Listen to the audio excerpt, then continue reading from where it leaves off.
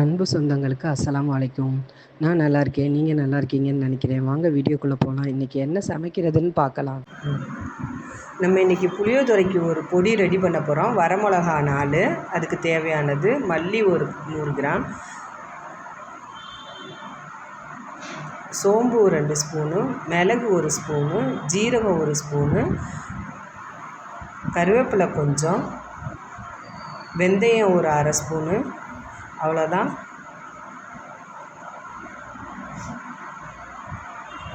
இப்போ நம்ம எல்லாத்தையும் ஒன்றா போட்டு வறுக்க போகிறோம். இப்போ எல்லாத்தையும் நம்ம வறுக்க போகிறோம். அதுக்கு அடுப்பத்தை வச்சு ஒரு பாத்திரம் வச்சுக்கலாம். பிஸ்மில்லாஹிர் ரஹ்மானிர் ரஹீம்.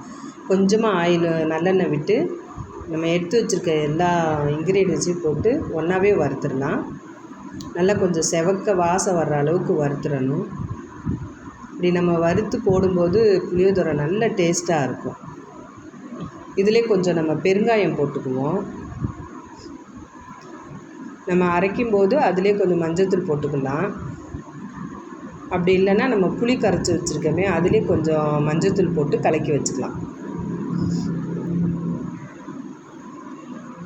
நல்லா செவக்க வறுத்துட்டு ஆற வச்சு அதை நல்லா பொடி பண்ணிக்கலாம்.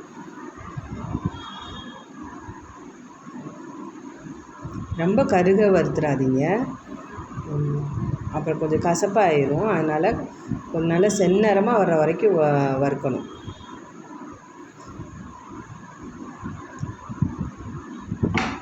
இது நம்ம அரைச்சி புளியோதரை செய்யும்போது ரொம்ப டேஸ்ட்டாக இருக்கும்.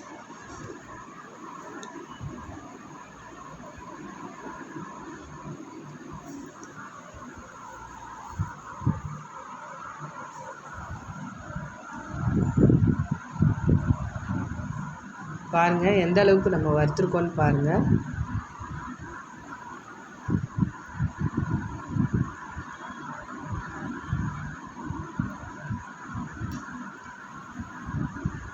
காரம் உங்களுக்கு தேவையான அளவு போட்டுக்கலாம். நம்ம வரமிளகா போட்டு தாளிக்கவும் செய்வோம். அதனால் கொஞ்சம் 4 மிளகா தான் நம்ம போட்டிருக்கோம். அதிலே இப்போ கொஞ்சம் பெருங்காயம் போட்டுக்கலாம்.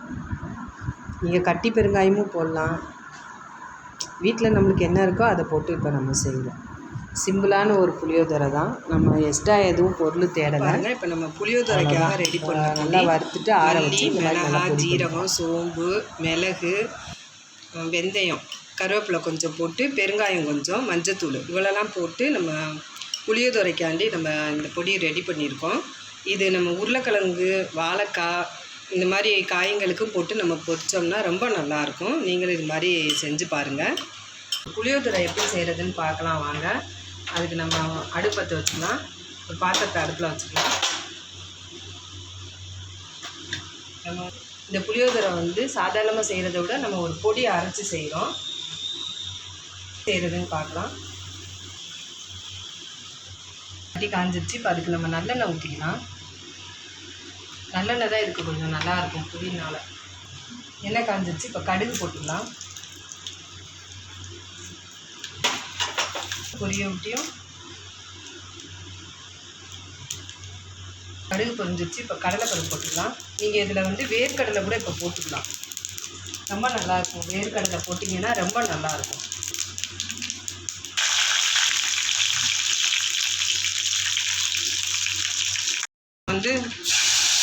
நம்ம குழப்பலன்னு புளி கரைச்சி வச்சுருக்கோம். ஒரு எலுமிச்சம்பழம் அளவு சைஸு.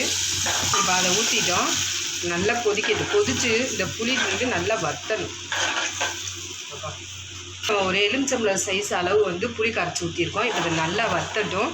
அந்த பச்சை வாடையெல்லாம் போனதுக்கப்புறம் தான் நம்ம அந்த புளி சேர்க்க போகிறோம். இப்போ நம்ம இதுக்கு தேவையான அளவு உப்பு போட்டுக்கலாம். நீங்கள் பார்த்துட்டு போட்டுக்கோங்க உங்களுக்கு எவ்வளோ வேணும்னு.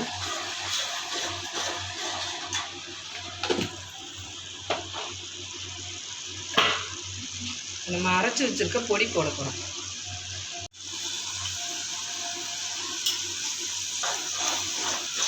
நல்லா நம்ம சுண்டை வச்சுக்கலாம்.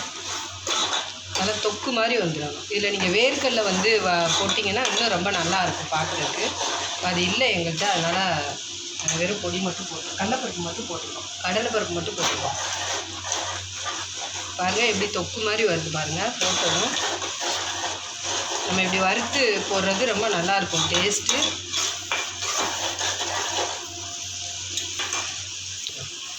கொஞ்சம் பத்தலை போட்டுக்கலாம். கொஞ்சம் எண்ணெய் விட்டு நம்ம கிளறி வச்சுக்கலாம் சாப்பாடை. இப்படி எண்ணெய் ஊற்றி நம்ம கிளறும்போது சாப்பாடு ஒன்றோட ஒன்று ஒட்டாமல் நல்லாயிருக்கும். அவ்வளோதான். நம்ம இதில் ஒன்றாவே போட்டு பிணைஞ்சிடலாம்.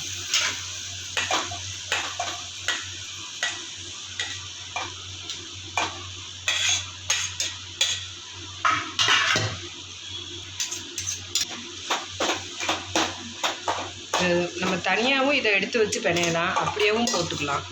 நம்ம கொஞ்சன்றனால அப்படியே போட்டு பிணையிடும். நம்ம ஏற்கனவே எண்ணெய் நிறையா தான் ஊற்றிருக்கோம். அதனால் திரும்ப கொஞ்சமாக எண்ணெய் ஊற்றி அந்த சாப்பாட்டில் மட்டும் எண்ணெய் ஊற்றினா போதும்.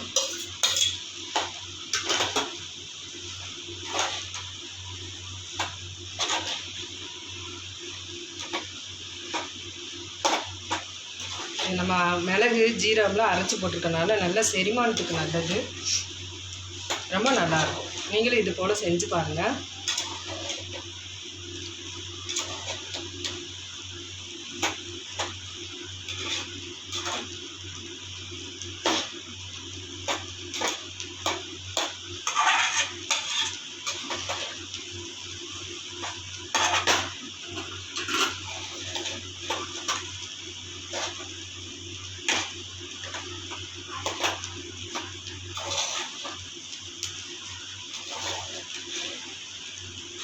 இதில் நீங்கள் முந்திரி, வேர்க்கடலை இதெல்லாம் நீங்கள் வறுத்து போட்டிங்கன்னா நல்லா இன்னும் நல்லாயிருக்கும் பார்க்குறதுக்கு. அவ்வளோதான். இது போல் நீங்களும் செஞ்சு பாருங்கள். டேஸ்ட்டு ரொம்ப நல்லாயிருக்கும். செஞ்சு பார்த்துட்டு கமெண்ட்டில் சொல்லுங்கள். லைக் பண்ணுங்கள், ஷேர் பண்ணுங்கள், சப்ஸ்கிரைப் பண்ணுங்கள், பெல் ஐக்கானை கிளிக் பண்ணுங்கள். ஆல்னு ஒரு ஆப்ஷன் இருக்கும், அதையும் நீங்கள் கிளிக் பண்ணுங்கள். அப்போ தான் நாங்கள் போடுற ஒவ்வொரு டிஷ்ஷும் உடனே நோட்டிஃபிகேஷன் ஆகும். மறந்துடாமல் ஒரு லைக் பண்ணுங்கள்.